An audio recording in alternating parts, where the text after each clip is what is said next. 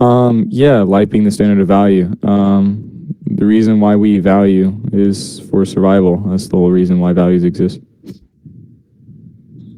That's the only reason why values exist is for survival, you're saying? It's not the only reason. What I'm saying is that the reason why values are even a thing is because for survival, Oh, self-preservation. yeah, are you saying like morality only exists because it's like an evolutionary trait?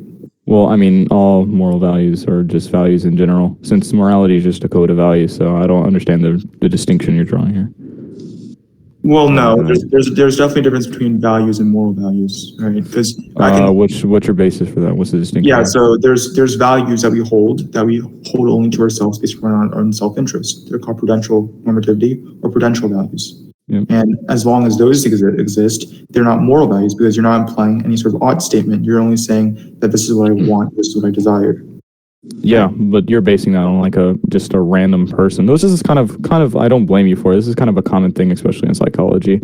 They conflate like people who operate off of like principles versus people who are like just the generic person. But what I'm getting at here is that we're talking about in the context. Yeah. What do you mean the generic person? So an example, it's like.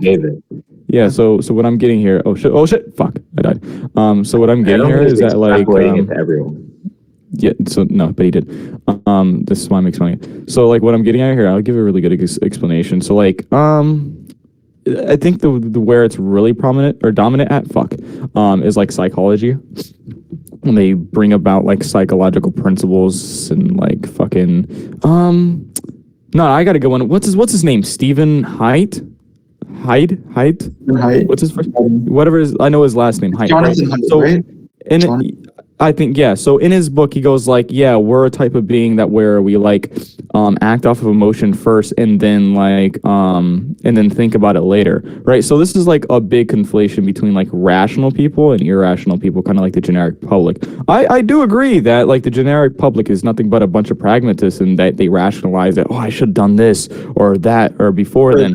But like then again, if we're going to be consistent here and include rational people, that's not true, right? Rational people would actually think the whole entire thing through via context, via applying principles, what's actually happening, what's the causal relationships, and then try to justify their actions, right? So this is not true when he tries to assert this claim on this is an inherent characteristic of humanity. I'm not saying wait, he never said it was inherent. I think you're misunderstanding. Example. Yeah, so when I talk about prudential values, I'm not talking about irrational people, like people who don't know how to rationally attain their values. I'm saying the fundamental reason why these values exist, or the way that they're categorized, is different, because these values are only applicable toward yourself. So this is why they're called self-interest values. So you recognize that although you might desire something, it might not be a moral ought. It might not be something that everyone ought to do, which is a pretty big difference, or at least in the moral. It's not everyone, it's you. I mean, yeah, exactly. So self-interest. I don't know what you mean by that. Wait, Kudwy. So when I say that I'm self-interested in, let's just say, happiness or pleasure, it's different than if I say pleasure is the foundation of morality. Because when I say that I'm self-interested in it, I'm not implying any like moral statements. I'm not saying, for example, there's a property of good attached to pleasure. All I'm saying is that I want it. So it has different descriptive power, and it also has different normative power. When we're talking about things like prudential normativity versus things like moral normativity. What's the distinction here that you drawn out is something that like pleasure is a value versus I ought to pursue pleasure? No, what I'm saying is pleasure is what I want versus pleasure is what ought to be pursued. Yes, there's a distinction there. Oh, you're talking about desire versus value. Okay, I get it. But if someone claims that something is a value, then again, justify that. Well, no, a value. There's certain values that are founded on desire, and there's also I think everything is founded on desire. But there are people who make the people who claim that morality, that all values are moral values, like kind of conflate the idea that first desires themselves, like for people who express values based on self-interest, all they are saying is that I desire it. That's the only statement they make. However, people who make values off of, let's say, moral judgments are saying that this is something that we ought to pursue, or whatever group of people that you're asserting to, this is something that we ought to pursue because it has some property of good within it, or some property of... Yeah, establishes that for survival, it's necessary for you to pursue it. I don't see what the problem is. No, I want to clarify, because this is the genetic fallacy, right? now you're saying because morality was, or the origins of morality is for evolution, or for survival. You're basically saying that first of all it must always be for survival. How can you justify that? All right, you're talking about choice here. I haven't even got to even choice yet. What I'm establishing here is like the standard for value. And what are values and where do they come from? What I'm establishing here is that the reason why we value it all is for survival. And if we're talking about here, I'll draw it out a little bit for you. So anytime that we're talking about values, we're talking about value for action. To act towards something. To real quick, Kudwy, could you also explain why all value is necessarily moral? What? Could you explain why all values are necessarily moral values? Yeah, I made a distinction. That's why I wanted you to justify it. The main issue we have is that there's a conflation present.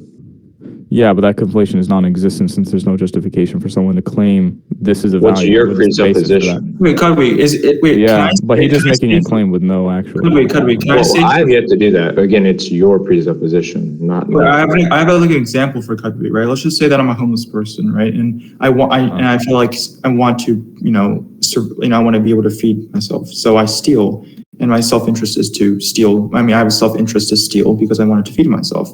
However, that person who is homeless, who isn't really like, let's just say, well educated in terms of things like morality, they don't think, taking food from the store has some property of good within it. That has some instantiated moral properties. They just think that this is in my self-interest to do so. Meanwhile, maybe someone who's like a philosopher, will actually be able to, will try to categorize actions into things that are moral and immoral. And that's where the value distinction lies. You can actually do actions for your own self-interest, but not all justifications for actions have to be moral justifications. Yeah, I think there's a faulty distinction here between like good properties that you're attributing to something, and then like what you are classifying as something in your self-interest. Because then again, self-interest has to be justified rationally, and all self-interest, if we're defining it rationally, would be the property of good. Wait, hold on. So let's just say like someone who's like a pedophile. It's in his self-interest to go and. What are your basis for saying that?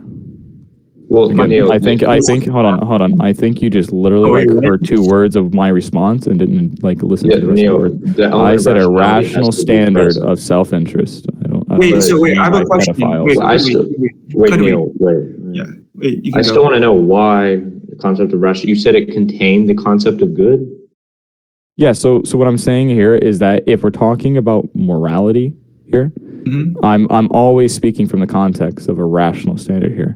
So when there is a distinction between what is good, if there's a distinction between good and self-interest, I don't see a rational distinction here, since what is good is in your self-interest, aka selfishness. And why is this? Because for self-interest, for the rational standard is for continuing flourishing and survival, and that within itself. Wait. So you're saying... Neel, wait. And why is this moral? Because that's the basis for values. What do you mean? And so why are all values inherently moral, or why are, that's what we want you to prove, because what we're arguing. It's not, hold on. It's not that like, why are all values moral? It's kind of like. No, yes, that is what it is. Yeah, no, because that's if not what all values weren't moral, you could be predicated on values, and it would have it's that all like. No, yes. I mean, I don't see another way around I think your question, what you're trying to get at, is like, why are all values for flourishing? And then flourishing is no, because that again be conflating that flourishing and morality are analogous, which is what we're asking you to prove, which is predicated on the idea that all values are normative, which you need to prove because that's one of your presuppositions. He's saying, is your justification for why all self-interested action is also moral action is because all moral action is for your self-interest? Is that your justification? Well, and that would be irrelevant to your critique, the original one, if we're going to go and... I want to hear... I just want to clarify what you just said. The standard of value here, right? I mean, I just want to clarify what you just said, though, because what you just said was that the reason why there's no distinction is because all moral action is for your self-interest. All rational moral action, like all rational action, is morally for your self-interest. Is that what you're What's saying? presupposed here in morality is values. So then again, sure, I could clarify that, but then we're going to go back. Yeah. To So I'm telling you, establishing wait. So the reason why this doesn't actually clarify, that this doesn't like bridge the distinction, is because even if all moral, let's just say that this is objective. Hold on, it doesn't. Hold on, did you not hear what I just said? It doesn't bridge the distinction because presupposed in this moral claim that what I just gave has to go back to values, which is the original critique here of establishing the standard of value is life. So I don't understand why you're continuing here. Did you not hear what I just said? No, it's not even the standard of value, right? Because that still presupposes that what this is a standard hold of on. That's literally his original critique. It's not a presupposition. That's his first thing that he established. So when we're talking about morality here, again, it goes back to values. And then if you want to talk about morality and what's moral and trying to apply that concept. It's not like morality goes back. I mean, morality is founded on values, sure, but there's a distinction between the types of values. That can't just be like just completely tossed aside. Do you not realize that establishing the basis for values gets rid of that distinction? That's why I'm trying to go back to that. Do you not listen? Sure, I agree. There's a common basis for values. The basis is the same, but the distinction happens at some point outside of just the foundation. Value requires desire. I think desire is the basis of values. However, there's still a distinction to be made outside of just the foundation. That's what we're talking about here. The difference. Again, how do you prove something is a value? You have to relate it to that basis. Again, so when you say I desire, bro. So when you say, my man. Just let him say go. I desire something, and you have no basis for that. You don't even relate it to what values are, and you say I desire. We're saying that definition. Again, bro. I don't know what you're talking about. We're saying that's great. So what I'm saying here is that when you say that there is a desire and therefore value and don't relate it or justify it, then you can't claim there's a rational distinction here because then you didn't even prove that's a value in the first place. Wait. We're saying this is analytically true. I don't know what that means. Can you put that in Okay, English? sure. That means it is the meaning of value, as you said. The meaning of value is some sort of desire for something. And what's the meaning of value? What facts of reality gives rise to the meaning of value? Well, you wouldn't be able to facts of reality. It's a definitional truth. Well, I don't know what a definitional truth is. I don't know what you're talking about here. So you don't know what analytic truths are. You don't know. Yeah, I don't. I think the only truth is reality. I don't know what you're talking about right now. Can you put that in English? Wait, but you wouldn't be able to define reality at all without first some analytic truth. Well, reality is that which is. So I don't know what you mean by it right now. Yes, and you would have to define every single part of that statement. Yeah, I mean, what is? No, I can just give you my reference. It goes back. You do realize that reality is an ostensive definition. It's not an actual linguistical one. So I don't know why you just said that. But okay, but let's go back to the whole basis, Neel. We're going, Neel. I promise we're going to come back to this analytic thing. Yeah. I want to know why all value, right, is necessarily moral. Sure. We'll go with this analytical thing. I'll use definitions here. Morality is a code of values to follow. What are values? Where do they come from? The reason why we value is for survival. That's the whole context that gives rise to value. So it's this basis in which something is justified as a value.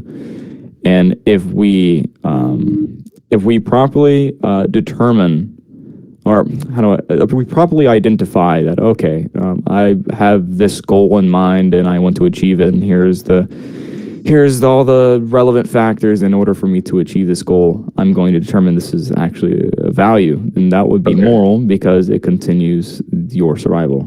Okay, and so, my issue is how you define morality. Wait.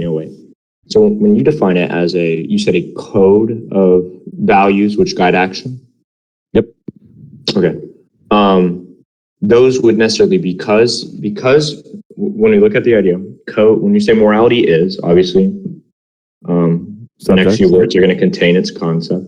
So when we say it is guiding action by a set of collected values, necessarily because I'm just going to focus on the word values because it's contained in the concept of morality. These are necessarily going to be defined by the concept that contain them. So these are going to be moral values, right? Oh, I see where you're getting at. Yeah, I mean. Okay, and so the whole issue is that when we operate off this definition, it's going to presume that these things are necessarily moral. Now, of course, off the idea that all value is moral, of course you're correct. But the issue we have is that there is moral value, and it is not, obviously it's not our burden. It would be your burden to prove that all value is necessarily moral. And the only thing you could do would be to, appeal back like you have to the definition of morality. But again, that necessarily just refers to moral value and not just value as a whole. And so our issue is that we see that Randian ethics, at least to how it's been explained to me by multiple objectivists, there's an inherent conflation between all value and moral value. Yeah, I mean, even so, if someone didn't adopt objectivist ethics, but justified what they value on the basis of what it is in the first place, and somebody came out and was like, "Yeah, you're like a nice." This guy doesn't have a profile picture. You're a nice. I don't know what word to attribute. You're pursuing objective values. Are you an objectivist? And he's gonna be like, "I don't know what the fuck that is." Right? All I do is just justify my values on this basis. And again, what would you be justifying them? Like in terms of moral justification? Justifying my values for survival, but it doesn't necessitate that you need to know of objectivist. I'm asking, is it a moral justification that you're saying?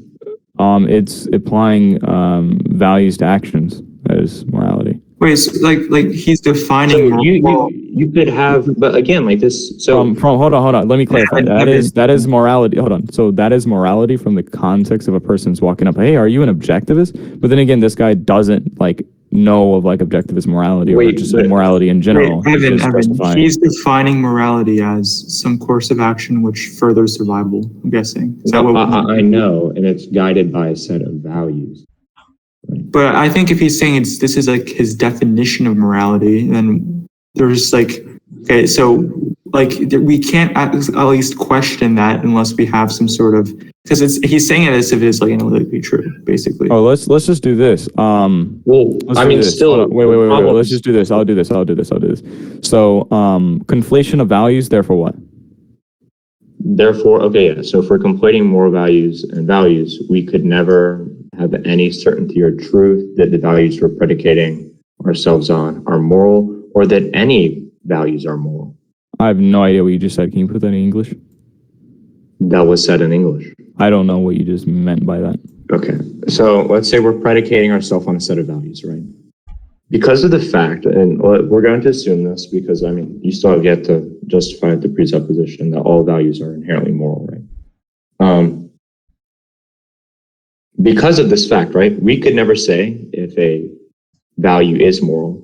Of course, unless we have some other reasoning, but obviously the objectivist reasoning is predicated on the presupposition. Just tell me when you don't understand what I'm saying. It's predicated on that presupposition. And so obviously you couldn't establish anything. And the other problem would be we could never know if any values are moral, that exist. And so necessarily there isn't morality at the basis of an ethics. It's not really an ethics. I don't really have any reason to care about it. I don't understand how that relates. What's the issue? If there's no ethics, there's no prescription in the objective. Hold on, not the ending. I'm talking before you got to the ending, Jeff. Before you got to justifying his conclusion, I have no idea how that relates. So he was saying that if you can't prove that the whole standard of life as a standard value isn't just a value, but actually a moral value, there's no reason for you to prescribe based off of it. Wait, also, I want to go into this. You said that you define morality as whatever actions further your survival, right? And that When did I say that? I didn't. That's no. What is morality? It's a set of values that guides action. Yeah, and those actions and the objectivity of it is in that it furthers survival, correct? No, the objectivity is you identifying what furthers survival. That's what I just... The method of reasoning here. Yeah, I agree. I agree. So, but then you're basically saying there's a necessary tie between moral statements and, it furthering survival. And that's where the objectivity comes from. Correct? A moral statement is only objectively true if it has some objective means to further survival. Right? If it's justified, sure. If there's Yeah. Okay. So, okay. but this justification as saying because morality was originally, let's say, I won't say created, but originally evolved to further survival, doesn't mean that this is what I said before. Doesn't mean that the moral statements themselves are all for survival individually, and it also doesn't mean that moral statements in the future also must be for the same purpose as it was in the past. That's what you call the genetic fallacy. If, for example, if I were to argue that X organization is racist because it was founded from racist origins, that would be a genetic fallacy. This is a commonly known fallacy because what you're saying basically is because something originated this way that can be its only purpose. And you need to justify that. Yeah, I think there's a bit of a distinction saying that, how do I put this? That X and Y has some type of root correlation versus them being in a causal relationship, right? There's a bit of a difference, right? It doesn't necessitate that every single company is going to be racist, right? Or that company had to be racist. In a root origin, there's also a causal basis. Like, for example, if an organization was founded because, like, causally, the cause of this organization being founded was because they want to, produce whatever racist, whatever.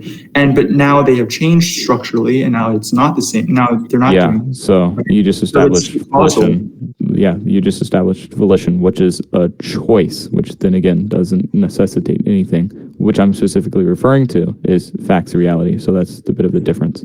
I'm talking about the metaphysical. I'm talking about the metaphysical. You're talking about the volitional. That's different. Wait. You said the difference is that causality and root of origin are different. Yes, and what I'm referring to causal relationships is not the volitional. I'm talking about the metaphysical. That wouldn't. Wait, I have a question. How would, for example, let's just say a business owner doing something, right, causing something to happen or creating something be different than, let's just say, some act of nature, some force of nature also creating something? I mean, there's no difference if you put it that way. I mean, yeah. I don't understand how this really. Yeah. Okay. So I'll explain now, right? So Evan, we're never going to make this distinction because he's always just going to say that the all values are going to be for survival, and therefore all values are moral. Like that's basically the line of argument I'm saying. Yeah, but I mean the issue is like, he has given me no reason to believe that any values are moral, right? Yeah, but the justification is because he's saying that. For anything to be definition of morality, but his definition of morality contains the concept of moral values, not just value, because a concept contained within morality is a concept of value, so it is moral value. Hold on, I'll put it this way. Hold on, I think I got it. So I'll put it this way. I think I got it. So like, it's only moral values once it's formulated into a code. So if you just have sporadic, because there's a principle of two definitions here. Oh shit, I totally forgot about that. Okay, I got it. So there's a principle of two definitions here. So we can talk about, I agree with you, Evan. I got it. Right. Let me reestablish because something just clicked. Okay. There's a principle of two definitions here, where you have the most broadest definition that encapsulates every single thing, and then you apply it to a particular context. And the definition at its root is the same, but it's a definition only applied to that context. So I'll give you an example, if I can remember properly. Me and somebody else was talking about giving a definition of the environment. We gave a super broad definition. We was like, wait, hold on, but we can't use this definition because it's super broad. We're going to have to apply the two definition principle to it to encapsulate the definition within environmentalism, the whole entire movement, right? So what I'm establishing here is that if on the broadest scale, when we're talking about values, this can be encompassing it is right. This can also encompass non-moral values, such as plants value certain things. Plants doesn't have a morality. Animals value things. This doesn't encompass a morality, right? But when we're talking about humans, it is simply the fact that we're attributing values to humans and then putting them into a code to achieve a particular end that there needs to be an end to achieve. This is where moral values come from. But in the broadest scale, right, not all values are moral because plants don't have a morality. Animals don't have a morality. So your justification is because we are human, therefore all of our values have some sort of innate moral sense to them? Yeah, so no, the difference here of what I'm getting at is applying the same exact definition but in a different context. Yes, I agree. And the difference in context is because we're human. Yeah, the context here is choice. I mean, Yeah. sure. In tabula rasa, whatever you Like want to say. free will choice, like that. Yeah. That's the difference here. So the difference between you're saying, the thing is, right? The problem with you're saying is because we have, at least I have, given you an example of another form of volitional values form from volition, right? Called like prudential values that also wouldn't be classified as moral, at least by any standard framework, right? As in, Give me an example again. oh yeah, for example, if I say I just want to do something, right? It's my self-interest. I want to do something. I have a desire for something. Yeah. Yeah, no, I get it. Let's not use the word self-interest right now because I'm having the back in the debate. You just said one. We'll use that in a minute. Okay, so I get what you're saying. So like, okay, sure. If I say randomly right now, subjectively, I just say maybe there's a possibility that fucking Elvis Presley is on Instagram live, even though he's dead. Elvis Presley is on live right now. I feel this intuitively, and I want to go on Instagram and to go ahead and check that out, and I feel that's the value. Yeah, cool. But the thing here is that when we're establishing, sure, that can be considered a value in the most broadest sense. But what I'm saying here is that when we're applying it to the context of morality, morality itself. Then we can go back to this. Morality itself is for a particular end, right? But there's an end in that, though. There's an end. Yeah, no. The end of that is like, hey, I want to get pleasure from seeing Elvis Presley or like whatnot, right? That's fine. But like when we're talking about a code of values, we're talking about one. We'll go into the objectives. I think we're talking about establishing a standard, and that standard being the end goal here. So it's for something beyond just for the sake of me seeing Elvis Presley and pleasure, et cetera, et cetera. So you're saying the reason why the standard of life is a moral value is because it's like a universal standard. It's a universal standard metaphysically, but then again, it requires a recognition, a choice to actually choose life, and then that's when morality starts to kick in. Because if someone doesn't recognize the objectivist morality, it doesn't apply to them. If they want to kill themselves, a morality doesn't apply to them, not at all. Okay, so I mean that makes sense. Evan, does that make sense to you? I'm just wondering. So irrational actors don't necessarily does objectivist ethics make ought claims? That's all I really need to know. And if they do, it does. And the justification is because their standard of life thing is a moral value. It's because it's a universal sort of standard. Well, self-interest is more. I don't understand how that makes it moral. Unless we're just going to appeal to some arbitrarily made definition of morality. Yeah, no.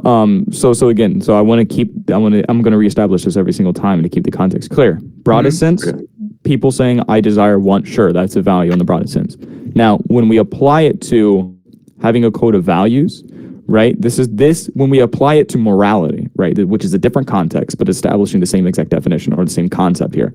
It's the difference is this is where subjectivity, objectivity, and intrinsicism comes into, right? This is the basis for it. It's either, okay, are things good because I can prove it?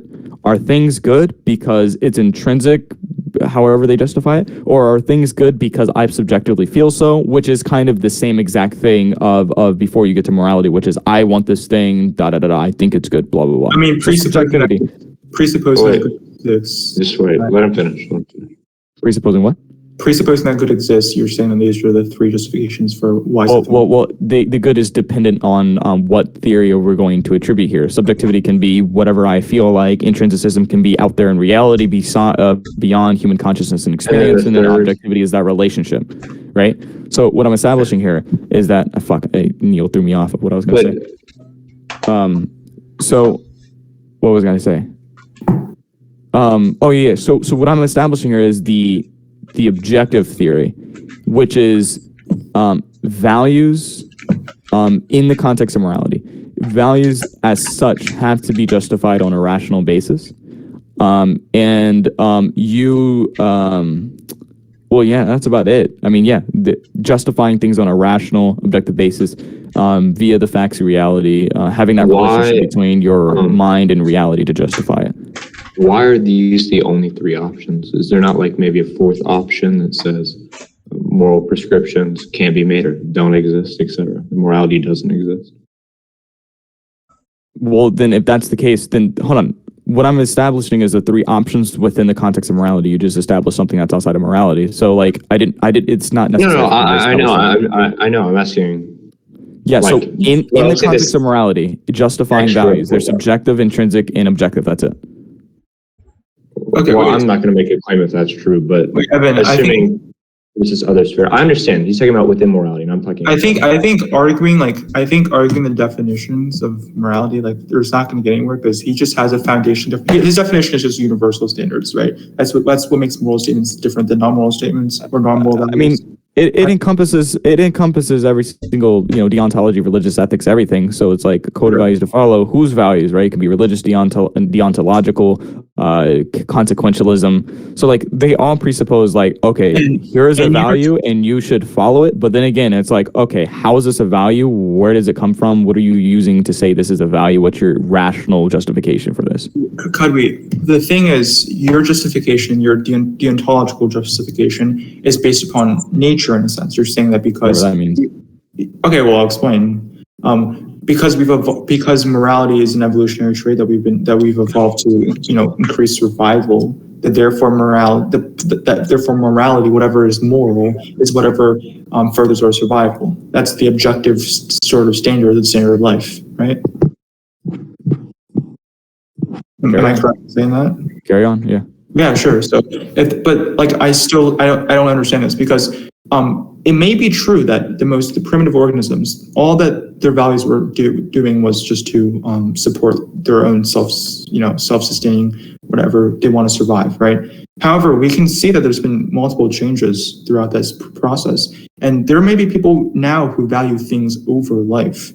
And we can see these things like in the form of, let's just say, pleasure. And we can see this in certain situations and hypotheticals in which people may value pleasure over life. And therefore, I want if you're going to say that all morality, all rational moral, I already outlined earlier how that is not in the context of morality whatsoever. But secondly, you made a second thing. What's the second thing you said? You said something else that was like historically incorrect. Darn. You mind repeating what you just said? I don't know what you're talking about. So I was going to use that as a springboard to answer your question. You said something about like primitive organisms and something. I'm trying to jog your memory. So I said primitive organisms, right? Those the pre-moral organisms, basically, we can call them. Okay. They were like, we can say that they evolved, they adapted, like within context of their environment in order to through the process of selection for survival. And we can say that morality was one of those traits that these pre-moral organisms adapted over time to actually be able to value things in a way which... I remember. Yeah, this is like, okay, then the second point was like, yeah, bro, there's people out here who like value pleasure over life. Like this is like the common like rebuttal here.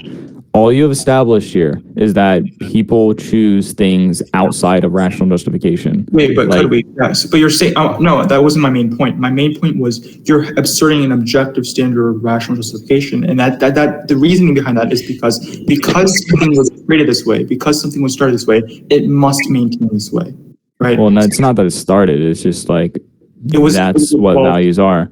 Yeah, no, it was evolved. It was evolved for something in the past, and therefore it must also be consistently for this. I mean, none of the works includes like evolution. We base it in what's actual, not what's. I'm not past. The past doesn't exist. It's just actual. So I don't know why you keep bringing that up. What? No, okay, Kudwy, do you agree that at some point in the past we've evolved the trait of just say moral judgment? I don't know. I'm not a scientist. Okay, sure, man. All right, I'll assert it then. Wait, Kudwy, I'll assert it then. Sometime in the past, we evolved the trait for moral consciousness. Sometime in the past. I would hope so. I don't know. We could have been created from God, but like carry on to your point, yeah. Yeah, okay. So if that is the case, right, it was evolved for survival in that moment in the past. But you're saying that because it was evolved for this purpose in that point in the past. What was for survival? Yeah, it was for survival. Yeah. What was for survival? The evolution of moral consciousness. What's moral? What is that? Do you want me to just define it?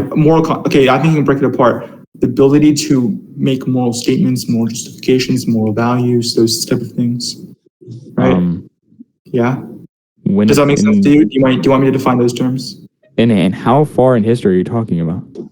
Well, this is your claim. Your claim is at some point your point. You brought up evolution. I didn't. So yeah. Okay. Sure. But okay. But you said that morality was created for survival. So if it wasn't through evolution, how was it created for survival? Oh, I get what you're saying. So no, I think you inverted it a little bit here. It's that we use morality and use it as like a means in order to discover.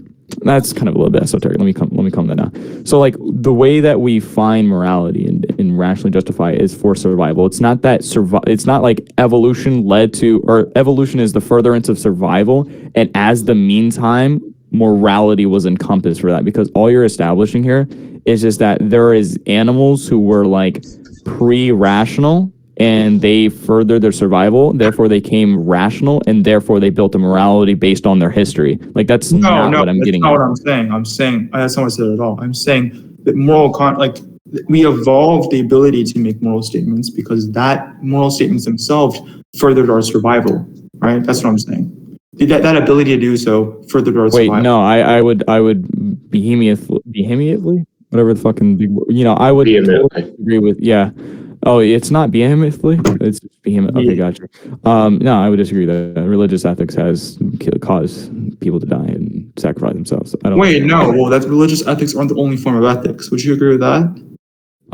They're not even ethical, bro. They're just... Yeah, okay, great. Good. That's amazing then. I'm saying morality, the reason why we have any of the traits that we have today, including our ability to function, complex cognitively, is because of natural selection and evolution. And I'm assuming that was justification for why we also have moral properties, or more ability to have make moral statements, is because that furthers our survival. And your justification for why morality is for furthering survival is through some sort of evolutionary means. So what's your justification then? So what I'm saying is not. You said the reason why we have morality is for survival. Is that what you're saying? The reason why, that's the reason why the teleological, let's say, drive of morality is for survival. No. So what I'm establishing here is that the whole entire, historically, whatever the fuck, morality is for defining like what's good, you could say. It's only like up into like when did she like 1967? It's only to like 1967 where it's like moral. Well, now I'll take that back. Fine. Like 2,000 years ago, Aristotle, like where morality was like defining the good, which the good is survival. Okay. But you have to justify why the good is survival, right? Why must morality be objectively tied to like furthering survival? Where is that? If I'm going to interject, I genuinely don't understand why. If this is just based off the definition, which I don't know if you. I mean, are you able to prove the definition has any analytical truth? Yeah, that's what I don't know what that means. Asking, basically. I'm asking him. No, I understand, but like, I mean, like, I'm just making the conclusion now. It's like, I don't see any reason why the objectivist ethic doesn't just have like arbitrary foundations. And I don't see any reason I need to care about it. Arbitrary foundation. Wait, so Kudwy, justify the link between, the way that you can prove that it isn't arbitrary is if you somehow justify the link between objective, like, morality and survival. Like, where does that link come from?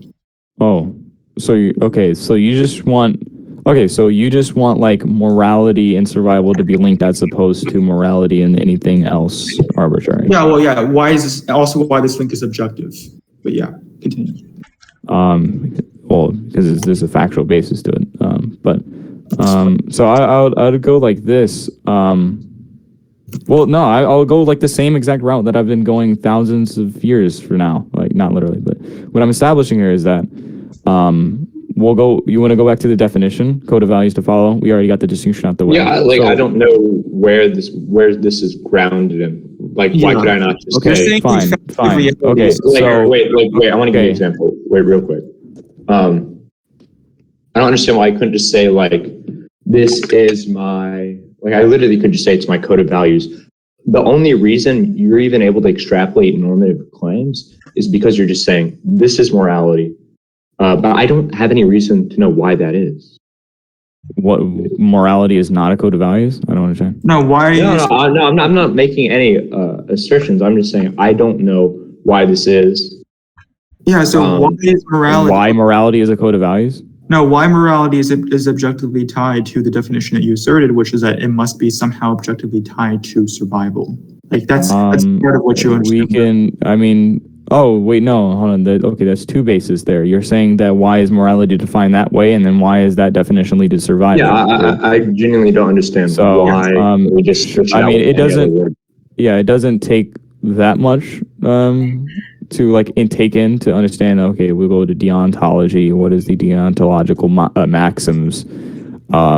To be honest, I really don't know. Another form of deontology would be kind of like God's commandments. So I'll just use that. Fuck it. You already know God's commandments, I hope. Utilitarianism, they establish greatest amount of happiness, greatest amount of people, da da da. Well, I'd probably say the same thing then. Yeah, sure. I don't see any reason why this is founded. And I'd just say Islam, the divine command. Yeah, sure. Establishing the first thing here. So what's another? Consequentialism, it's the same thing, kind of utilitarian, whatever. So what I'm establishing here with these three moralities as just good examples is that they provide a standard in which you needed to use that standard in order to evaluate what's good, what's valuable, what's not. This is... Yeah, I agree. I don't even consider these morality. I still don't see why there's any, like, the issue with language is its inherent subjectivism and how it signifies. I don't see any reason why these have any natural, like, I'm just going to use this in like the way Sarge used it, like they have any natural connection. Like these are just, I mean, I literally could call it whatever I want to. Yeah, I mean, like Kudwy, utilitarians justify their pleasure in some sort of like inherent psychological means. They say that because all human beings are psychologically built for that pleasure produces a positive emotion, therefore we ought to value it. Like it's not perfect, obviously, because there's still an ought there that isn't really justified. But I want to just know the first, like your not even your first order justification, but first of all, why is even survival tied with morality at all? What is that justification? Well, that's kind of asking the same exact question as to why is happiness tied to, when I shouldn't say happiness because it encompasses mine. Why is the collective good into morality at all? Like that's the same exact question. No, I mean, well, what's the basis? Hold on, what's the basis in which a utilitarian includes the collective good into utilitarianism? Well, I don't really understand your question. Presumably because it could be applied everywhere. Yeah, sure, because they presume for example, that pleasure is the ultimate good, right? So pleasure is the ultimate good, but they also justify why though, because if pleasure is the ultimate good, obviously more pleasure is more good, but also they justify why pleasure is the ultimate good, and they go to psychology usually, or they go to some naturalism, right? But you haven't even gone that far yet. All you're simply saying is the good is for survival, right? But then you at least need to justify that second order assertion. So why is it for survival? Yeah. So sure. So good and bad. We'll start there. So good and bad. Damn fucking what's his name is here. I'm not even going to define it because he's going to hit me with the GE Moore shit. Because he hit me with that, and I was like, fuck. I got to think a little bit. He hit me with that shit because I remember that shit. So generally, put your fucking hand down. What's up? Not for. Hate you. So I'm not going to define it. I'm just going to give my reference. So good and bad is generally kind of that which promotes a standard of value, right? So an example in which I gave Jasper last time. So good is generally like if I have a standard of value that holds destruction as the ultimate good, then I would claim that pouring acid on a 13-year-old girl is, definitely good. It promotes that standard of value I have. So before we can even get to good and bad, we're going to go back to values. Establishing a rational justification as to what are values and where do they come from in the first place. And we understand that if we already went through values as in like the animals in which they value reproduction, or they value eating, or they value this and value that. Sure, but the thing is that we notice that they act automatically. I'm going to use that term loosely right here. They act automatically off of environmental impulses. The only distinction between us and animals is that we have volition, and if we want to go into this, that we're born tabula rasa. We don't have an automatic code of values, and we have to discover those code of values. So then again, I'm going to reestablish the question for the third time now. What are values and where do they come from in the first place? Well, we understand values is this thing that we act in order to gain or to keep. That is, it's a relationship between one of the end goals that we choose and an aspect of reality. That if this aspect in reality fits this end goal that we have internally, aka the standard of value, then this is what we're going to determine as a value. So what's our rational justification for the standard of value? What should our standard of value be? We understand that we only value because there is an alternative to something, in the sense that I'll use this. Yo, Neel, you work? Yeah, I do. What do you work at? Summer clubs. Summer clubs? What the fuck is that? It's like a teaching thing. It's a teaching thing? So you teach kids? Yeah. Kind of lit. I fucks with it. Do you get paid? Yeah. Okay, perfect. So there is an alternative here, that you have the alternative of getting paid or not, right? And that affects you somehow, right? The fact that if you don't get paid, then you don't have means in order to purchase. I'm assuming you read a lot, so you don't have a means in order to purchase books, assuming if you don't depend on your parents at all. But it's that alternative. So once you're met with the alternative, this kind of makes you want to, aka value, teaching these kids properly, because if you do it improperly, you're affected negatively by not meeting that standard that you hold. Now, let's say that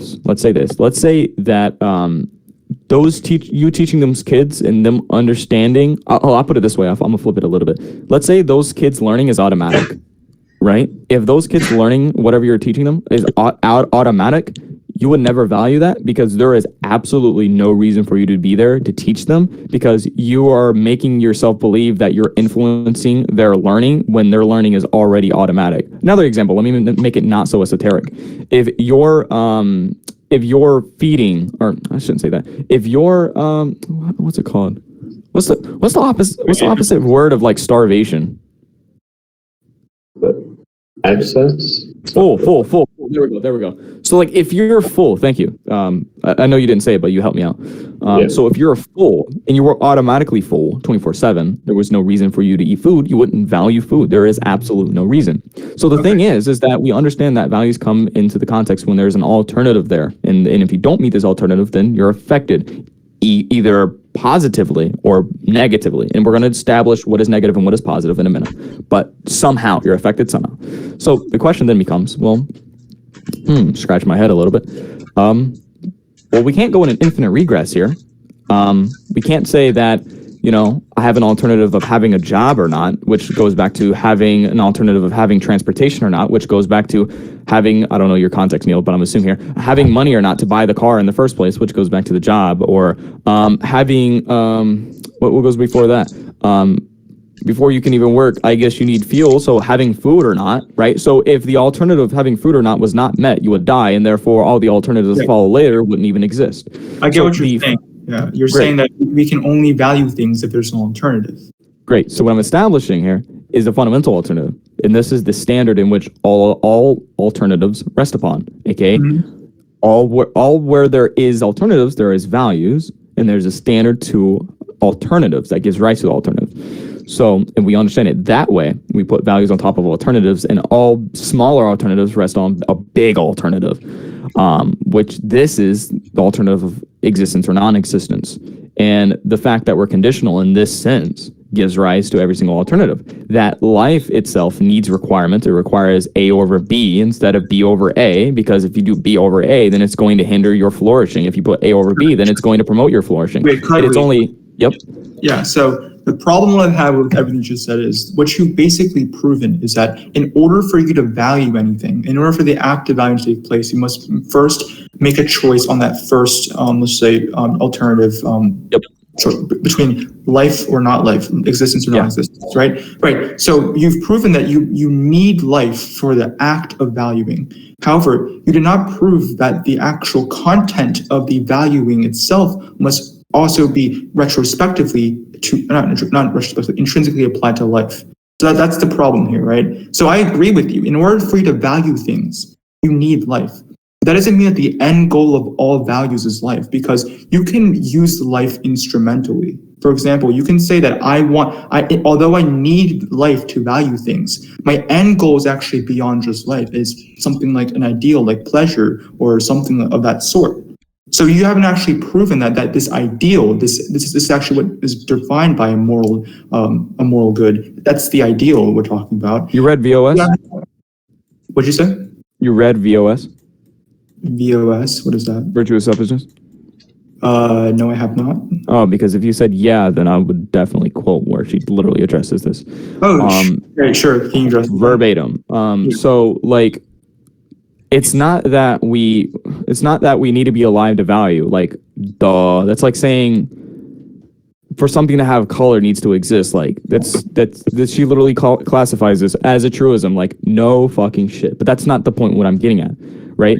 The whole entire context in which I just established here is that the whole reason why there is values in the first place, the objectivity of values in a metaphysical sense, right?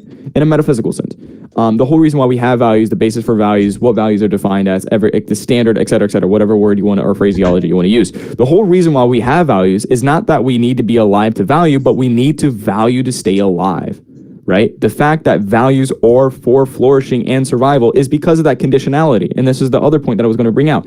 If a person, I'm going to do it both ways. If we're talking about the context of death metaphysically, or going towards death metaphysically, or by choice, right? That I choose death, either way, it doesn't really matter. It is impossible here in this sense, right? After the context that I established, it is impossible to establish that death in any other sense that we're going to organize a code of values towards death. Why? Why is this impossible? Because again, when we're talking about alternatives here, when we're talking about values, is that A is better than B.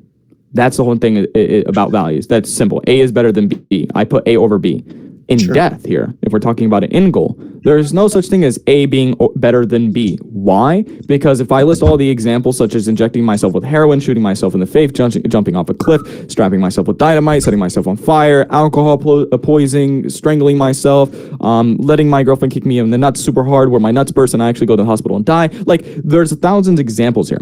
But there's no reason for you to say that this method of dying is better than this one because they both reach the same end. The only difference here, right, is the form in which you reach death, but not the principle here. So there's no way, so there's no way for you to say A is a better means in order to achieve death than B. Now, I think I know what you're going to say, and I'm going to assume that the only difference here is the feeling of how you want to go out. Do you want to make it quick and easy via gunshot, or do you want it extra, painful? You want to go play a Saw game, or the amount of time? Okay, I get those examples. That's fine. But what I'm establishing is that that's death in form and not by principle. They still reach death. The only thing is that you cannot apply that concept to life, right? You cannot say that these two options, A and B, both reach life here, but they're in differing forms. Because if we apply the same principle, if we're talking about subjectivity in the amount of feeling, then you would have to compromise on something else. Should I put my feelings over this in order to achieve it? And that's a hard question. Or let's do time.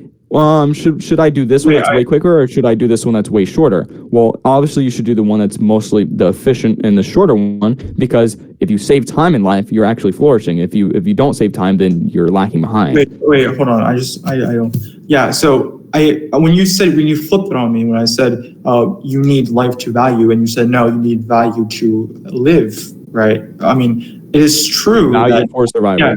Yeah. Well, that's not necessarily true though. Right, because you're saying that we need value to maintain life? Is that what you're saying? I mean, not even that. Before we can even get to like the choice aspect, metaphysically here, this is what I'm saying. Values are for survival. That's what values are. The justification for that is you're saying that in order to live, we need values, right? No, you're okay. I don't want to go into the choice aspect into the volition. It's like for me to live, I need to choose life and choose the objective values. That's not. I agree. In order to live, I need to choose life. I agree with that. That's true. Okay, but hold on, that's true. But I want to stay on the metaphysics here before we get into like the actual volitional part, because if we understand metaphysically here that values metaphysically are for survival. Okay, wait. You've asserted that. I'm getting to the justification, right? The justification for why values are for survival is because you need values to live, right? Yeah. So therefore, values must be for survival, is what you're saying. I mean, that's kind of saying, hold on, what was my position again? That's kind of like saying values metaphysically are for survival, therefore we must value, hold on. Yeah.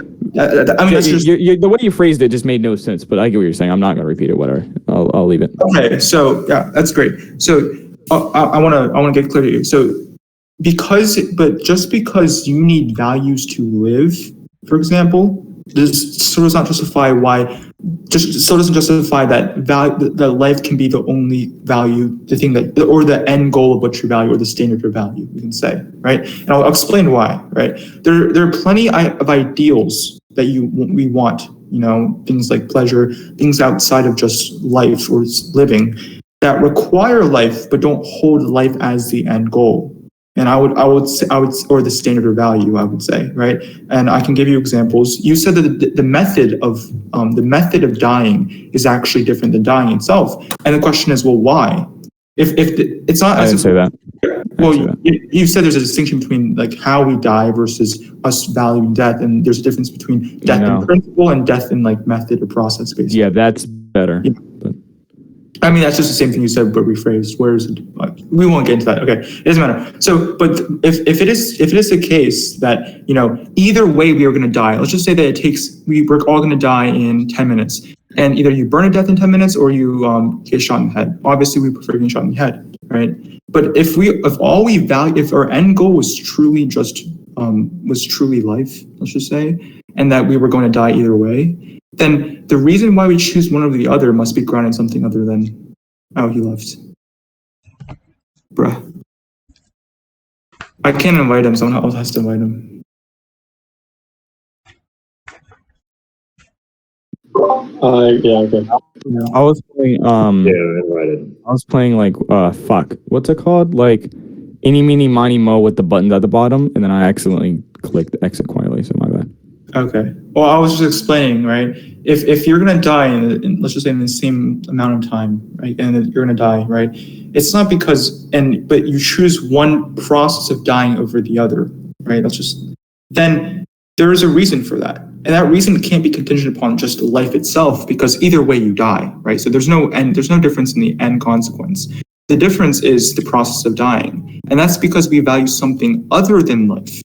And this actually would be preferable in situations in living itself. In the case of, let's just say, for a fact you'll be dead in 10 years after being tortured, or you die right now. And people would say, okay, I'd rather die right now. So if life is really the standard of value, then people would choose to be tortured for 10 years and then just die after 10 years, because all you want to do is survive, right? But that's not the case in reality, because people value up things other than just life. So wait, hold on. Are you saying like I have 10 years, and then when that 10 years is up, then I'm being tortured to death and then die, or like I'm being tortured to death for 10 years straight? You're being tortured and then you're being killed. Yeah. That didn't answer my question. So for the 10 years, am I being tortured for 10 years? Yeah, you're being tortured for 10 years and you're being killed. Oh yeah, no, this is simple. She literally addresses this if you read VOS. Like anytime, I'll give this one. I'll do you one better. I'll give you a better analogy. I'll give you one better. Sure. So like you're a military guy, and obviously you're fighting for like rights and shit, freedom, blah blah blah, and you're with the whole squad, and your whole fucking squad just got like lightning striked and shit. It's like the whole squad's dead. You're the only one that's alive, and you're behind this wall, and you're like, holy fuck, my squad just got wiped, bro, like with one like lightning strike. And you're behind this wall, and you hear like the enemy team like pulling up on you behind on the other side of the wall. You say, oh shit, I know they're about to blast my shit. There's no way I can defend myself. Like in this scenario, these are called lifeboat situations. In these scenarios that are similar to like this is not where morality applies here. The reason why is because these instances are subhuman when we're trying to apply a morality on the actual, what's a good word here? On the actual, I should maybe actual nature. Sure, I'll use that. I'm gonna use it a little bit loosely here. On the actual nature of humans, which the actual nature of humans is for us to use our minds, think, produce, reason, et cetera, et cetera. In these situations, you're unable to think, use your mind, and reason and produce for the flourishing of survival. So you're forced in an instance where you're forced to live like an animal, and this is subhuman. So this is where she gives the justification. Well, not she, but Peacock does. Gives the rational justification for suicide. In these instances, all you're doing is claiming that this environment in which I am in is subhuman, and I want to live like a human, but I can't. I'm forced to kill myself. So that's what's happening here. In these contexts, that example is not for reality. But I just want to clarify though. Yep. So you're saying that you're not talking. Okay, so you're saying that you're not able to be a rational human under these circumstances when you're either being tortured or you're about to get killed from the enemy lines. But I would actually say otherwise, because if you're saying, oh, I know for a fact that from now on it will be pure suffering and I want to kill myself now, that itself is a rational choice. You're weighing two options, alternatives, like you said, and you're weighing one over the other because you see that one is more apt than the other. However, the question is, why would you weigh, for example, killing yourself now over surviving in the future? What is the actual reason for that? It can't be life, because in my situation, at least, you're guaranteed an extra. Wait, in the hero analogy? Like, not the hero, no, in my military guy? My analogy. Your analogy. So in my analogy, you're guaranteed an extra 10 years of life. Like that's a guarantee, right? However, when we say that we want to kill ourselves now instead of enduring 10 years of suffering, it's not life though. That's the problem. Wait. You're saying it's not life because you're saying that we can't think. But that's clearly not the case, right?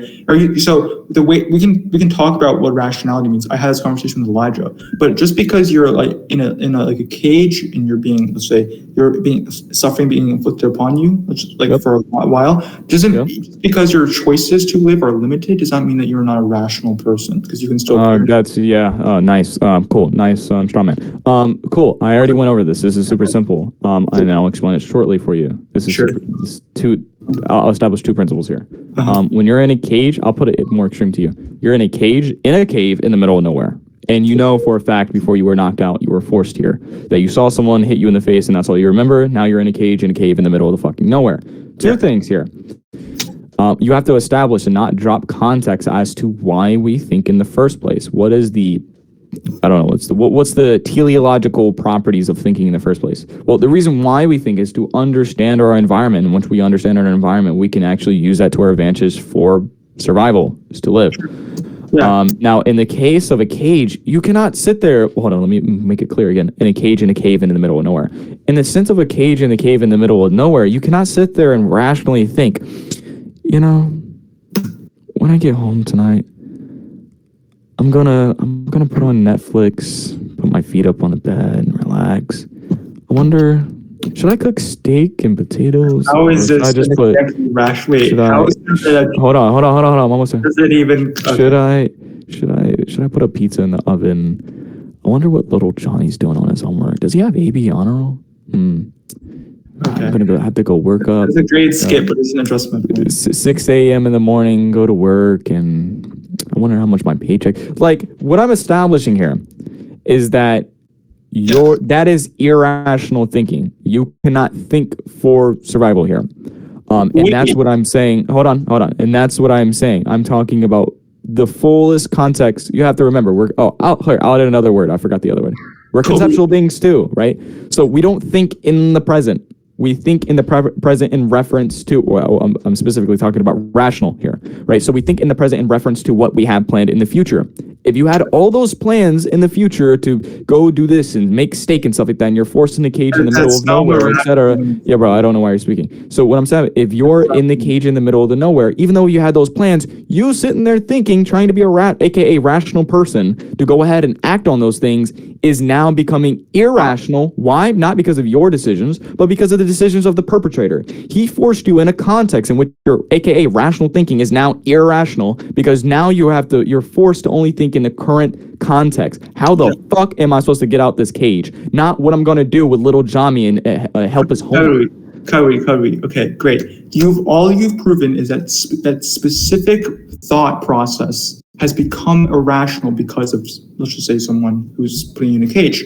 However, what it means to be a rational person is to take what is given to you by the environment and able to cognize it and make choices for yourself, right? That's what it means to be a rational person. I agree. No, that's whoa, buddy. Hold on, come on. I don't appreciate this. Wait, hold on. I don't appreciate you going to the lexicon. I don't appreciate you going to the lexicon and only applying the definition to no context. I have a question for you, right? So, certain courses of action are prevented from you being put in a cage.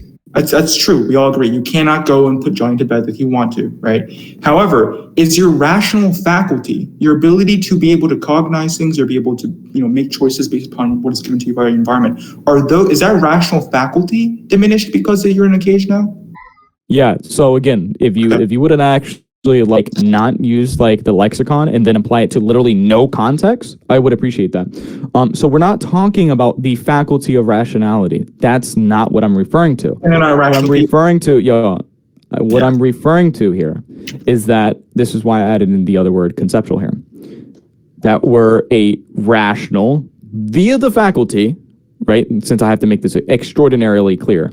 We're rational via the faculty, and we use this faculty of rationality, and we're also conceptual in order to think, weigh, judge, whatever word, I don't know any other word for conscious activities here, the current context in reference to the future, right? And why I'm referencing conceptual here is because we're talking about survival. Don't drop the context, because that's what you did. We're talking about survival and flourishing. Bro. Don't drop the context. The context here in which I'm applying rationality and conceptual, et cetera, is for long-range thinking. To survive is not to act in the moment. To survive is to think long-range in the fullest context of your life. So when we understand this, when we understand this in the context of morality, and you are put in a predicament in which your long-range rationale of your whole entire life is prevented. Wait. No. That's not true. That's not true, though, right? If you're put in that predicament when you're in a cage, your ability to think long in the future isn't inhibited. It's your ability to actually be able to act in the way that you want in the future. But you're Are you just bro? What's the difference between What's the difference between imagination and thinking? What's the difference between imagination and thinking, bro? If you don't want me to cut me off, then don't cut me off. You can still think. You can still think and judge in future context when you're in Why do we think? Why do we think? Now I'm gonna start asking you questions. Why do we think? Wait, Kudwy, why do we think? Why do we think? Because we want to cognize information. And what do we use that information for? We use that information to act. Okay, act for what? Whatever our desired ends are. Okay, for our desired ends. Okay, if we're going to attribute to a rational character here, which I've been arguing from, a rational character act for not their desired ends, but the end that they choose life, right? Rationally. Okay, wait. No, that though. We can't just presuppose that. That's what we're arguing right now. So you're saying that we're not arguing. Hold on. We're not arguing their desired ends. Hold on. Do you not realize that we're not arguing? We're not arguing their desired ends. We're arguing over their ability to rationally think for their desired ends. Do you not understand what's happening right now? You're not understanding the whole argument then. It's not my point. The point I am trying to make is that you're saying that the standard of value, right? The standard of value must be life. And your justification for that is because, in order to live, you must value things, right? Therefore, value is made for the process of living and the standard of life. And if you choose to die, there's, choosing to die one way or the other, there's no difference. And I'm saying because they're for an example of, being tortured for 10 years and then dying versus just dying now, although both of these things lead to death, and one actually allows for a continuation of life. Therefore, if the standard of life is true, then everyone would choose to go in. Any rational person would choose to be tortured for 10 years before dying. And you're saying the reason why this isn't the case is because of the fact that, when you're put in that position of being tortured, you cannot rationally think about the future. And although I agree that the thinking is made for action, there is still, or acting in some way, there's no purpose of thinking if you cannot act, or at least in some way, I would say, and pragmatically. That doesn't mean there's no distinction. Because I would agree that thinking is made for action, but thinking is also separate than action. And therefore, as long as we can still rationally think in that context, we're still rational beings. How are we not rational beings if we can conceive of the future and we can cognize information about our environment? That doesn't make sense.